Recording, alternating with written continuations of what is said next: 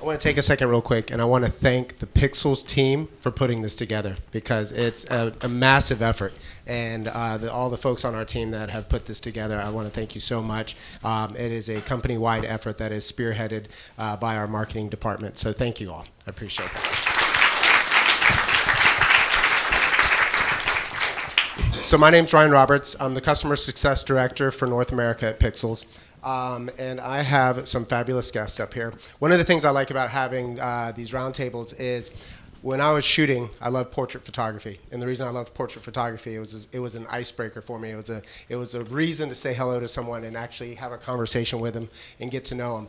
And now that I'm not shooting as much, these roundtable discussions actually kind of fulfill that, and I get the pleasure of speaking with each of these individuals prior to this, and just getting to know them better. You know, I work with folks that have been in the previous roundtable.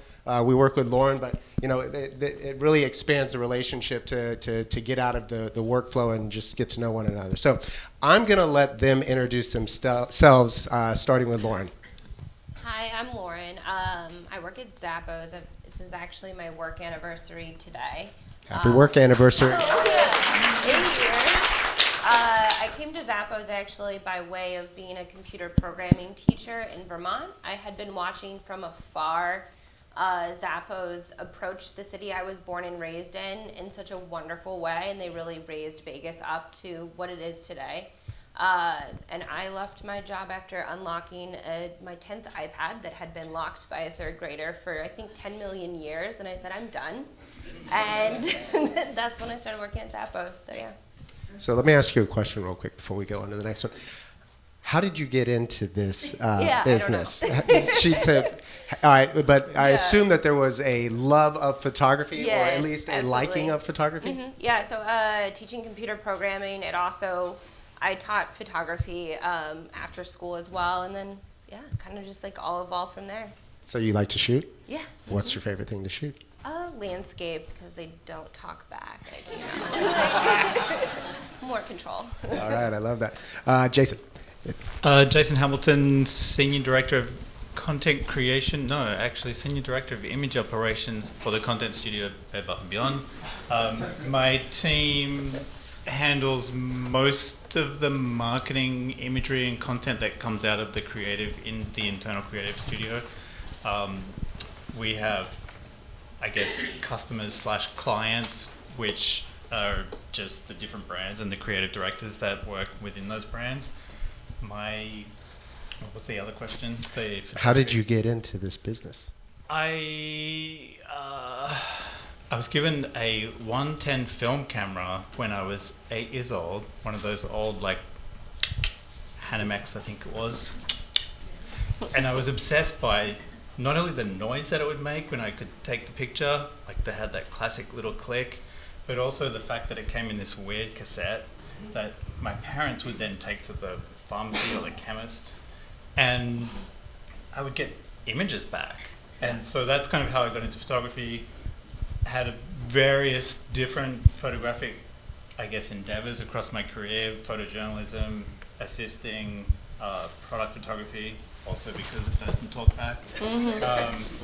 Was never really comfortable, I guess, like shooting portraits or shooting fashion, but thought that would be an amazing career to get into, but then discovered accessories and fashion accessories and products, and then went down a very deep rabbit hole of starting to shoot beauty products because they were really hard to shoot.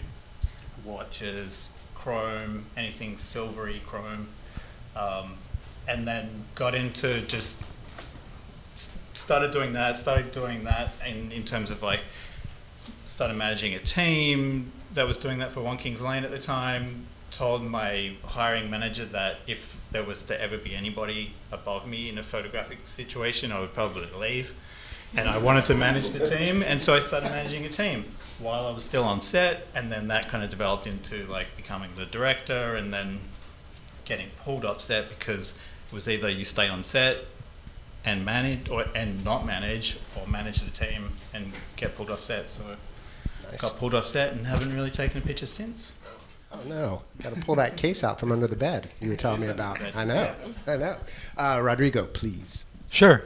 Hi, I'm Rodrigo Ceballos, or Rodrigo Ceballos in Spanish and Mexican. I'm the senior creative manager for Amazon. I sit in our Los Angeles studio. Um, I've been working for Amazon for almost 6 years. I'm really uncomfortable speaking about myself and bona fides and all that, so I'll keep it short. I'm an engineer in telecommunications and computer science. So the question is, what are you doing here? And as I was going through school, I interned at P&G as a marketing manager, which also is weird why they put me there. And I was handling online marketing campaigns in the very early stages of Facebook and banner ads and all that. And I was attending photo shoots, and I was handling Excel spreadsheets.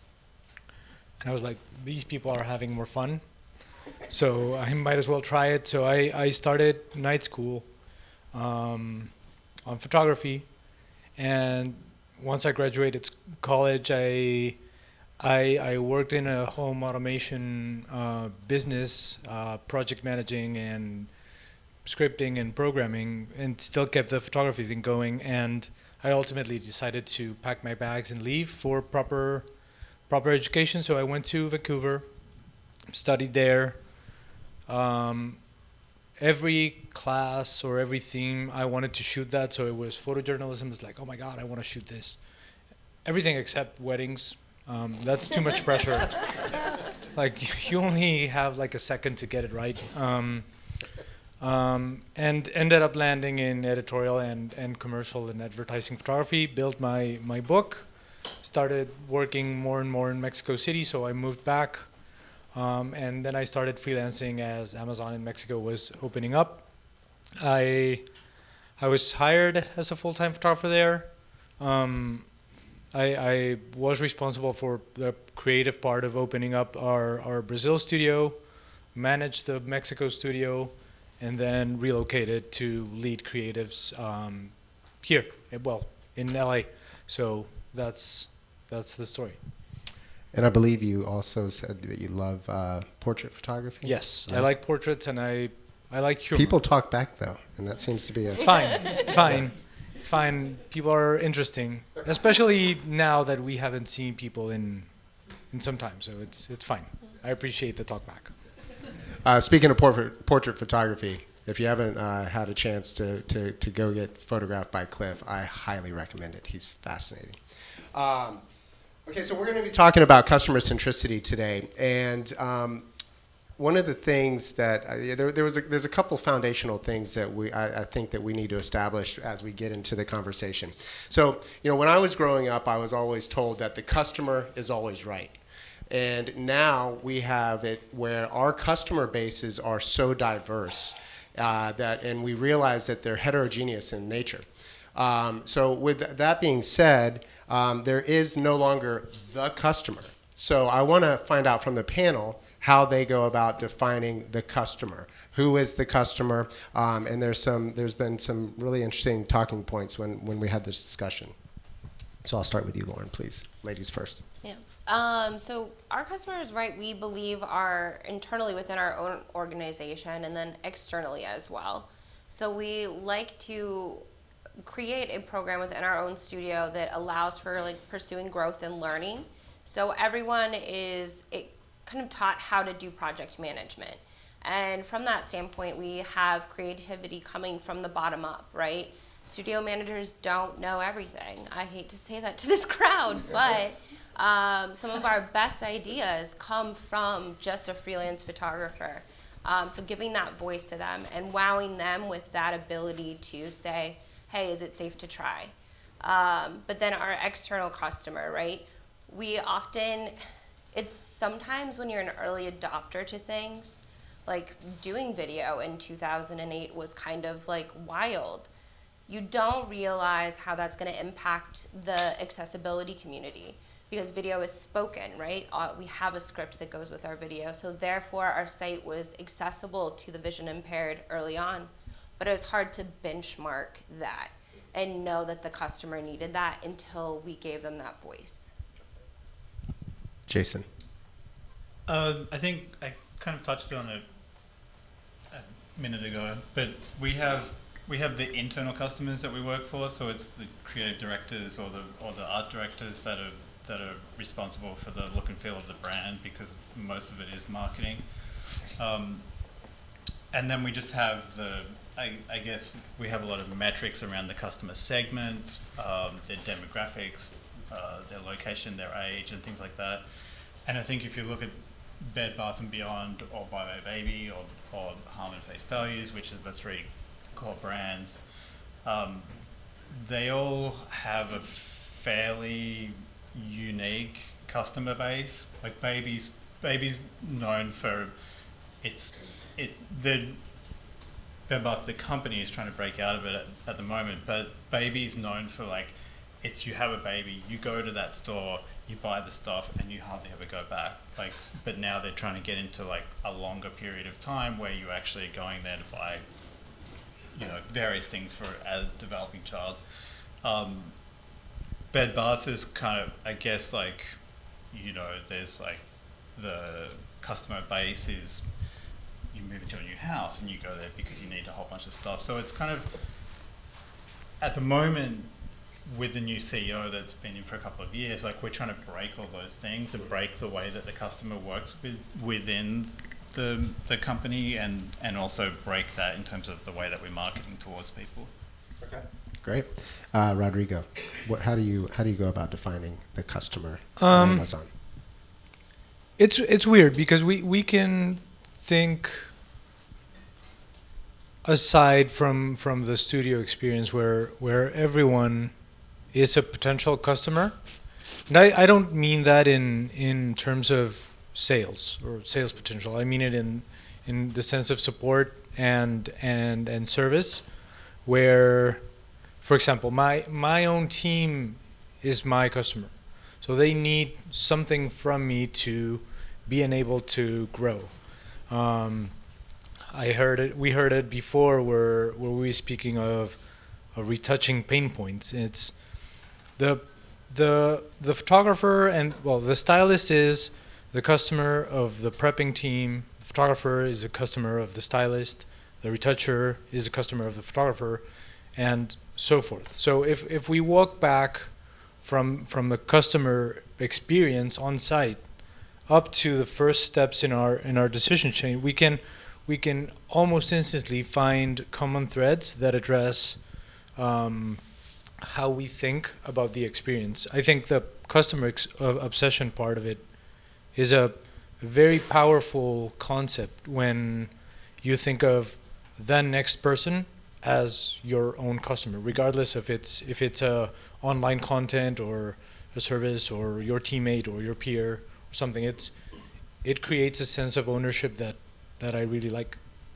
I mean, it really localizes accountability, right? Yeah. I mean, if you're many segments away from the customer, as far as your position in the process is here, and it has to go through all this, then you're not as accountable to that, right? But if the next person in line is your customer, then there's real accountability because they can just walk into the studio and be like, "Yo, what's up? Why'd you do that?" Okay, so next I want to define customer-centricity, because I did a rabbit hole on this and found that there's a lot of different viewpoints out there. Peter Fader has some very interesting viewpoints on it, and I found that what I thought it was, some other people have completely different thoughts on it.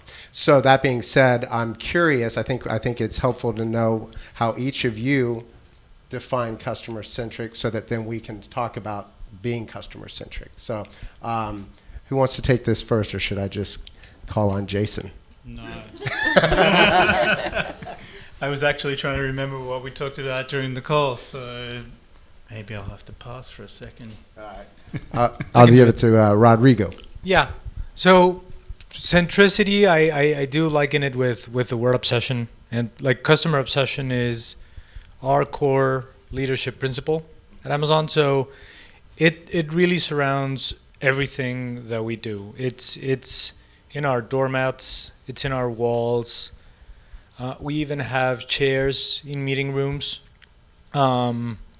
to exemplify the concept of the customer is in the room when we make a decision for them or in their benefit. So it really drives everything we do. It's a powerful concept, and we really do obsess around it. Lauren. Not to make it sound like a commercial. I think like kind of what I touched on before is like giving that voice, giving that opportunity for them to tell us what they want and listening and pivoting quickly. We launched an adaptive program. Hey. Yeah, we chatted about it, where we are giving easy on shoes to parents and kids and families who desperately need them for, feet that just are a little bit different. And we learned early on that we were getting a high amount of returns because our imagery wasn't showing that right in that hero image. So it's just like immediately like, oh wow, we are not the experts in this.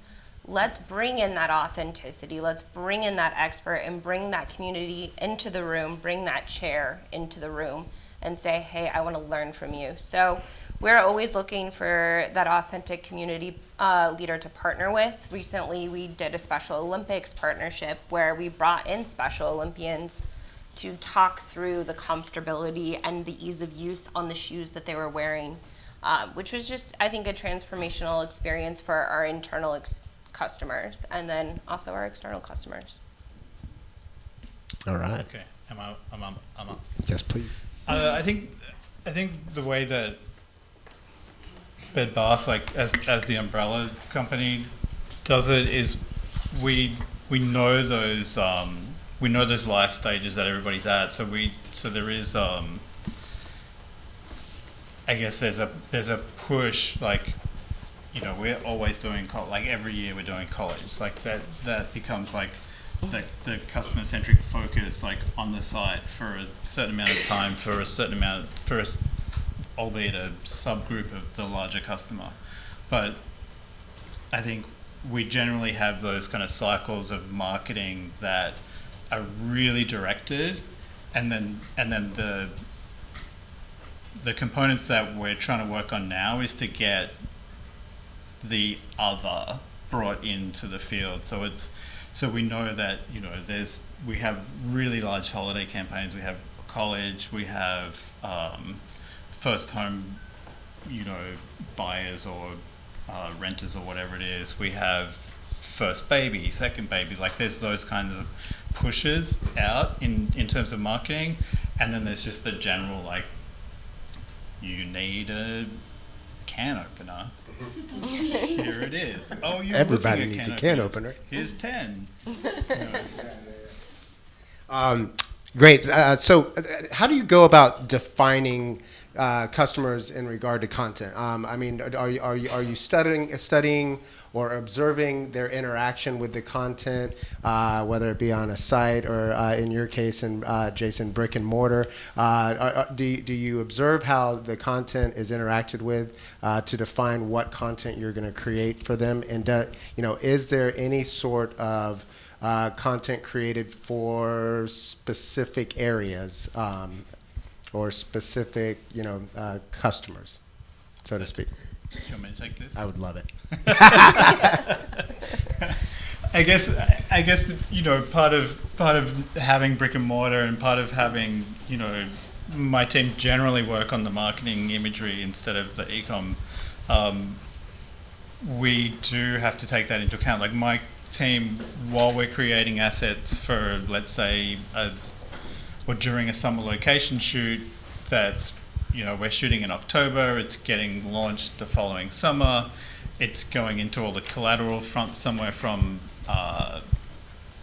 March or May through the whole season till September in some cases.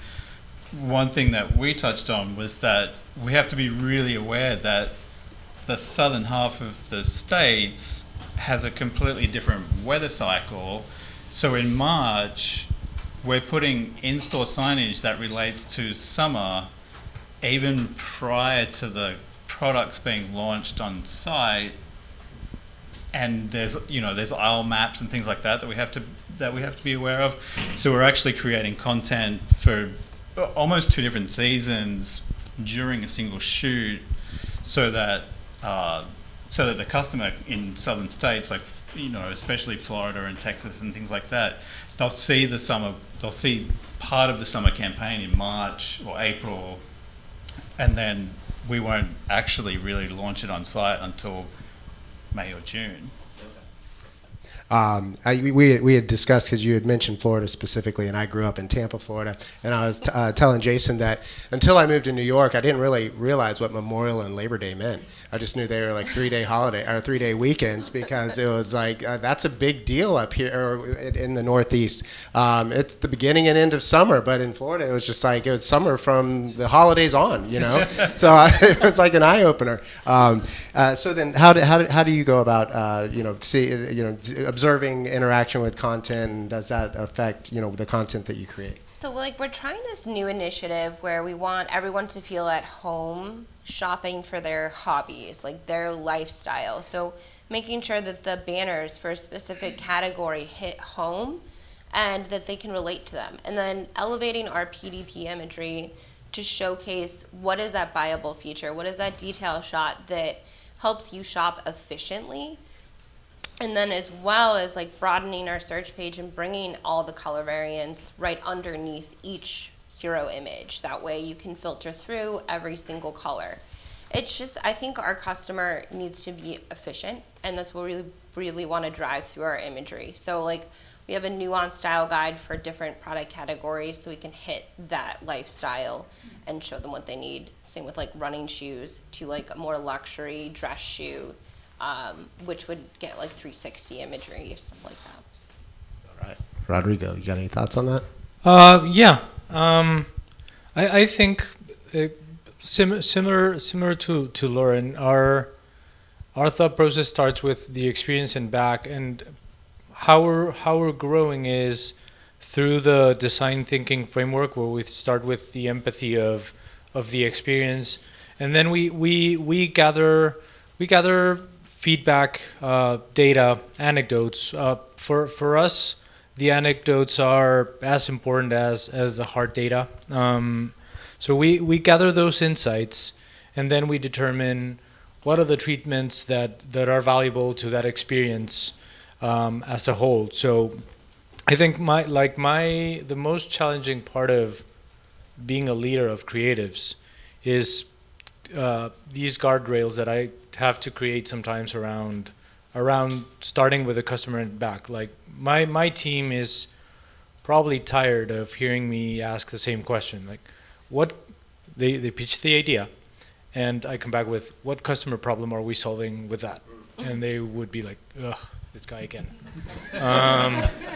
But ultimately, that's how we build something that we can either scale if it's the right treatment or walk it back. And that's really important for us. We must be flexible when we make these decisions, because they might work, they might not work. So we are also used to the concept of two-way door decisions. We want to walk back our decisions if they don't work quickly. I put it in a little bit more extreme words. I said, let's not do tattoos in the face. Let's try for something more conservative when we decide on something. So I think we need to invest on how we test the experience and be able to say, this worked, let's make it bigger, or it didn't work, let's understand something else. So you touched on data. So now, data drives seeing the interaction that the customers have, and I mean, I would imagine you would study, conversion rates and seeing. Do you look for what interactions lead to higher conversion rates, and that's what you try and explore? To see if that was a one-off or if it's actually a trend that if they interact with a video, then that'll lead to higher conversion rates? No, I think that's something that we work with our business partners to understand. Their information and their insight is as valuable as ours, so it's something that comes from them, can come from us, and the anecdotes. So, okay. Yeah. and Jason. Hang on, let's see. All right, so let me ask a question. Do you create different content for the same product based on any sort of customer understandings? Like touching on the doing the summer in Florida early, along those lines. But do you actually make any different content based on any observations on your customers? We do. I think it's dependent on what we're marketing at the time. We did an own brand, a proprietary brand launch last year that had a younger customer segment than what is generally part of Bed Bath & Beyond. So the customer segment that we were going after was young college. It was separate to the college campaign. It launched around the same time. It's a brand called Wild Sage. It's kind of an updated version of, like, I don't know, bohemian, hippie, that kind of thing. And so we instead of taking that internally and trying to create all the content while we're doing a brand launch with all of that, the brand launch was specifically the creative and the production and the photography generally came from my team and the internal creative team, and then we outsourced the specific, I guess, like kind of younger launch where we went, they launched it on TikTok, they created a whole campaign on TikTok around it. They went really deep into like the TikTok world and Instagram and all of that stuff. I'm sounding old. TikTok's this thing, it's on your phone. You may have heard of it. Yeah. But we, it was really directed. So instead of kind of having the internal creative team put a spin on it that they thought was young, we just got this really exciting, invigorating agency to take it on, and they created the content for that. So and then that happens often. We have like larger brand campaigns that will get external agencies to do because they're huge productions. Like my team can't take that on while we're doing the regular, circular monthly work and working on the stuff that comes around every year. So there's really massive campaigns that go out. They're still overseen by the VP of creative and the creative director, depending on the brand, like for Bed Bath or Baby. And yeah, so there's different content that comes out in different ways for different reasons. Lauren, you had told me about your videos, and I would love for you to share that with the audience because I know that everyone is interested in video, and you have been doing it for so long over at Zappos. I've literally forgotten how long. I would not be able to give you a date or time, but yeah, it's been a while. And kind of what I mentioned before was fostering that feeling of authenticity, and I really do feel like it's not a falsified authenticity. It's truly there. It's in that message. So we have collection launches that we obviously are going to spend a little bit more time on. I think ASOS kind of really hit that home this morning. And so we also have a way of organizing that where we have personas kind of that we identify with the brand who is also a customer, and they apply that styling to their entire, supplier. But we also have customers within our photo studio who, hey, they are Disney fanatics, or they have seen every episode of The Simpsons 3 times over, which is kind of impossible. But anyway, we'll have these collection launches, and we have video content producers who say, hey, like, that's my lifestyle. I can hit that out of the park. And they pitch the creative for the video of it. And they will come up on the spot with the script. Then they also will dictate the editing, if there's any fun transitions, or if there's any lighting change, or also wardrobe that needs to be applied to it. That way the enthusiasm is there in that video from beginning to end, and the customer feels like that they can trust what we have to say about it. Same goes in with maybe I don't have that authenticity. Maybe somebody in the studio doesn't have it, and there is somebody in our community that does. Great, cool, bring them in. Kind of like what I think Hunter was talking about, like the community can be a part of our creative process. Yeah. I think you kind of just like nailed it when you said it's about customer trust, really. Yeah. Mm-hmm. I mean, if you don't have the customer's trust, they're not going to convert. They may come into the store, they may go online, but if you don't have their trust in what you're trying to say to them, whether it's in marketing or whether it's on a PDP, whether they don't trust the color or whatever that is, it's, you're not going to get the sale or the customer's impact. Mm-hmm. Yeah. Yeah, no, absolutely. And speaking of marketing, I mean, are the approaches different at all for marketing versus PDP, as far as customer focus and just the way you go about catering to those campaigns? And if it doesn't fall under your umbrella, then just say that. That's okay too. So like marketing, right? We try to get those samples to that studio ahead of time.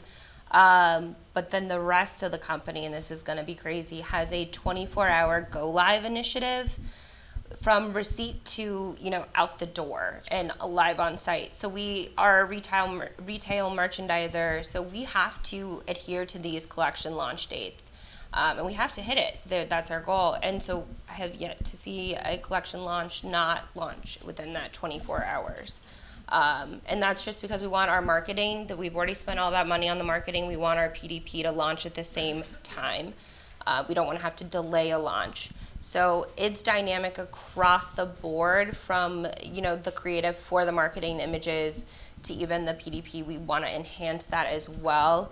If it's like on a different backdrop or an enriched shadow, or also just different type of creative with models. 24 hours would be amazing. Isn't that crazy when she said that? Even we resequence. So we also hit all the other go live steps before we do imagery, knowing that we are the time suck of the company sometimes. But we'll do the classification and the description writing and the cataloging, and all of that data hits the back end of our site before we finish up our part. Yeah. I think for us, we're utilizing the marketing photography for PDP, so it's just to enrich the PDP, really. I mean, the PDPs generally it's vendor supplied. It's probably the way that we've worked it is the way that we've worked for a long time, and my new direct manager is the SVP of Creative, and he's just come in the last 2 months and wants to make some great sweeping changes, and I think he wants to actually take some control over that creative. So I think that'll shift over the next year or two, and I think we'll see different level of PDP, whether that's just for the in-house proprietary brands or whether it's going to be across the board. But I think always we will use those marketing imagery for PDP enrichment, because it's there, it's available, it has the UPCs and the metadata, it's readily available to use, so we should be utilizing it. And you were talking about was it the cow hides? The return rates? Yeah, the return rate. Expand on that for the audience. I thought that was really interesting. When I was at 1 Kings Lane, we started getting all of these returns, and I know that, God bless Trove, they can deal with them. But I went to the DC at one point, and there was this massive pile of stuff, and it was turning into a massive pile of stuff. And I was like, well, what's all that? And one of the directors at the time was like, oh, that's all of our returns. And I'm like, what are they doing with all of this? And they were like, oh, it's just going to sit there. We can't resell it, or we haven't worked out why it's getting returned or how we can resell it. And I was like, well, can we get data on that? So we got a whole bunch of data on what the top, I think it was 1,000 returns were. And then I started filtering them by the reason of return. And almost across the board, there was probably 75%, the reason of return was the image didn't match the product. Whether that was color, they could select color, but generally it was that was the first thing that you could select, so they selected that. I was like, well, what are they? And it's like, cow hides. It's like, but cow hides are never the same. So we just kind of took a step back and looked at the PDP, and we were like, okay, well, that's cool. There's only one image of a cow hide. Obviously, that's not even going to match one other cow hide in the world. So we've already sold that one. What's a way that we can kind of get ahead of this? So we ended up doing the second image on the page was the same cowhide with copy across it that said, your cowhide may not match the, that was the disclaimer, but it was on the image because nobody was reading the copy. We actually added more copy into the copy piece on the page, and then we started just populating the page with like all these different images of cowhides and cowhides on the floor, and so there was this variation of cowhides. They ended up taking a lot of customer calls, but it actually reduced the return rate because customers would then call and say, well, which one is it? And it's like, well, they're not going to be the same. We know that if you've clicked on this SKU, it's the white and red one and not the white and black one. But you will get a cowhide that is within the white and black or white and red or white and brown or spotted or whatever those designations were. You will get a cowhide like that, but don't expect it to be like any of the ones in the images. And people will be like, okay, cool, I'll just buy it. So in the packaging, whenever it arrives, they would open it up and it would say, surprise! Hey, Rodrigo, I want to shift over to you, and I want to ask you a question about production. And how does the customer come in as far as production decisions? You and I had touched on, the red camera and realizing that you wouldn't need a red camera because there's no way you'd be able to really show the customer that quality. So if you can expand on that, that'd be awesome. So I will disappoint everyone here. But our opinion and our industry knowledge is obnoxious and unwarranted to the customer. Like our truth is not what they want to hear. This comes to color consistency. We can speak to, well, your monitor is not right or your screen is not calibrated. Doesn't matter. What they're seeing is the actual truth.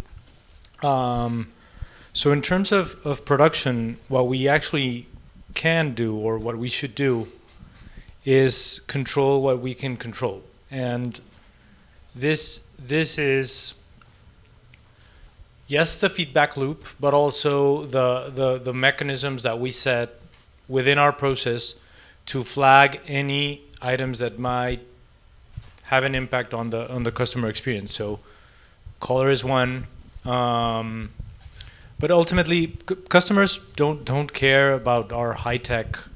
They care about the content and what enables them to make a decision. The tools can only get us so far. Sorry, Profoto. But it is true. Like part of it is like getting the right tools in place, the right mechanisms in place, so that we can control the experience to the extent that we can, so that they can make an informed decision, and we don't have to come home feeling sad about, well, they don't have a 20,000 ISO monitor in every room of their house. Yeah, just a little side note. I mean, everyone in this room has dealt with the color thing, right? I mean, we've spent hours on color. We've argued over color. With going back and forth with clients. Daniel Jester, you in here? Daniel and I at one point had to have our client come to the studio because they refused to believe that we had done the color matching, and so we had to sit them by the white box with the garment and the screen right here. And it really is this funny thing that we spend so much time, because when these images get released into the wild, they're going on every type of device. I have a blue blocker on my phone, so immediately everything's going warm. So there is no truth out there, and yet we make ourselves think that we have to find it. And I just think it's really funny that you touched on that. So, go on. Sorry. Yeah. Sometimes we have to find the truth, though. Go on.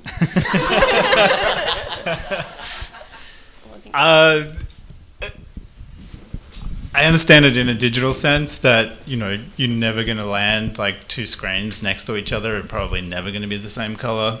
And whether that matches the product or not is relevant, but, it is what it is. For us, though, we have to make sure that the color is the same in a printed piece because we have, in the store, since they revamped a lot of the Bed Bath & Beyond stores, we've got 12-foot high, like 4-foot wide banners in the store that are right next to the product. So if you have a stack of 16 towels next to the row of 16 towels and that stack doesn't match the row, or there's colors that are like wildly different, then there's other issues afoot. And we've had to pull posters like that have been in production because somebody's taken the test piece as it's come out of the printer and taken it into the mock store within the headquarters and looked at it against the towels, and they're like, 4 of these don't actually match the color of the towels in production.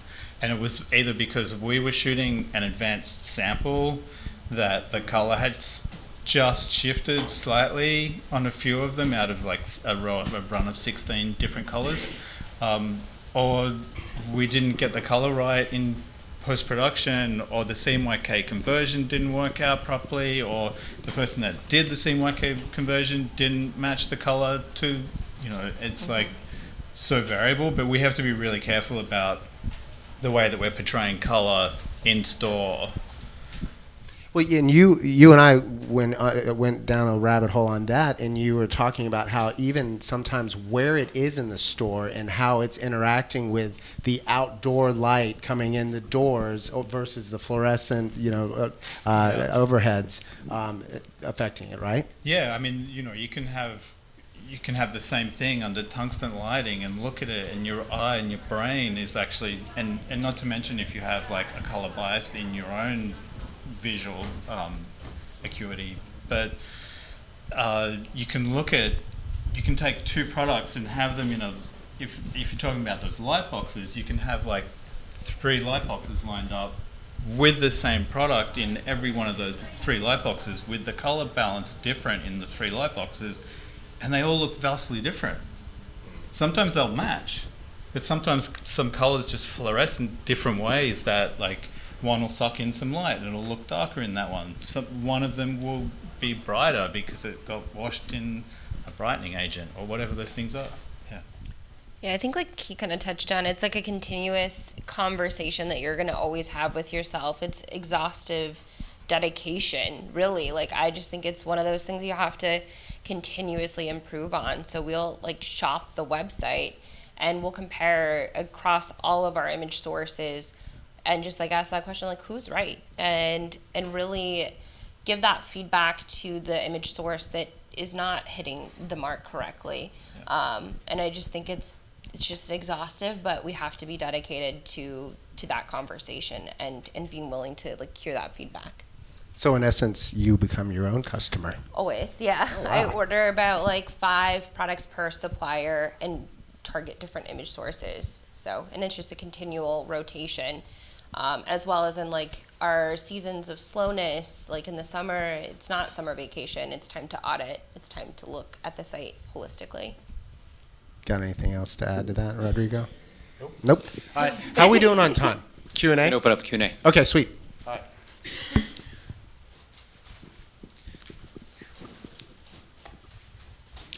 Hi. First of all, the blue screen thing, taking away the blue on your phone, relatable. But also, the companies you guys are involved with, the amount of comments you must get are probably vast. How do you choose which ones to focus in on and which ones to kind of dedicate time to? Because I'm sure you get a lot.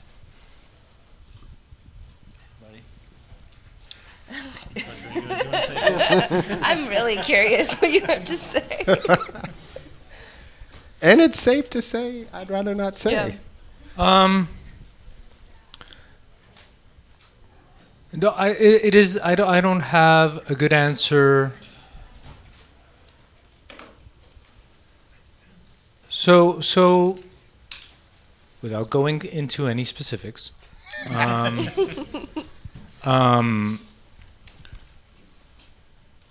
our teams, whether they are our own studio teams, our marketing teams, we all have to work on the right mechanisms to keep the voice of the customer active.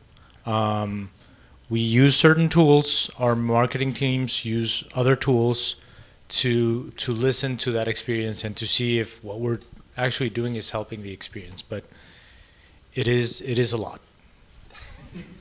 You're right. Also, without going into specifics. Plus one. As a general insight, and just kind of probably not revealing too many secrets, but there's a daily call across the customer experience and digital team, which kind of overarching includes the marketing team, the marketing creative team, all of customer experience, the callback center. So there's a 9 o'clock call that just goes through metrics. We go through the daily metrics of what happened the day before, and then it's kind of every quarter there's a larger meeting that we kind of review everything quarterly. But part of that call is customer feedback, and I think it's maybe a couple of minutes, maybe 5 minutes of the call, they'll just go through customer feedback, and whether it's positive or negative, or somebody said something about something, or somebody said this functionality on the site's not working, and it's basically so that everybody on that call, and there's probably, I don't know, maybe 200 people on that call, gets an insight into what's happening in the customer mindset, and also kind of has this overview of what people are having problems with or issues with, or whether there's roadblocks on the site. Some people say as an example, and this is kind of generic and it's not really revealing that much, but somebody may say, well, my wedding registry isn't working properly, or somebody's trying to buy something for me on my wedding registry and that's not working, and then the customer care team will actually take that from that call and reach out to the person that is voicing all of these customers' complaints or praises, and take it as an action item that day. And the same as the praise. We will, people will say, "Oh my God, I didn't think that I could buy this thing," and it would turn up within 2 hours. And that's the comment. That's the comment that's read out. So we're in on a daily basis, we're getting that feedback loop, and whether I can action on it or whether somebody else on a different team can action on it, it's just giving you that feedback of we did a great job on this end. We need to help somebody fix this. It's just there's a constant loop back. And I think it's, it's not, we're not looking at the hundreds of calls into the call center or whatever. It's just a slice of those from the day, but they're randomized, and, sometimes it's 5 minutes of praise, and sometimes it's 5 minutes of, okay, you need to action that, you need to action that, you need to action that. Who can take this, and other times it's just a varying degree of everybody's feedback, but it's from 1 star to 5. It's across the board. Yeah, we listen to customer calls as well, and they can essentially, a customer can prompt the studio to reshoot something to address that issue. I am jealous about the positive calls, though. I would die for that. That sounds fun. Yeah, sometimes you're just like, oh wow, that's Like, nice. yeah, I didn't know I did that. Thank you. That must be cool. Yeah, it's good. Yeah. We're good. First, I want to just thank everyone. Give them a round of applause. I want to thank you all for your time.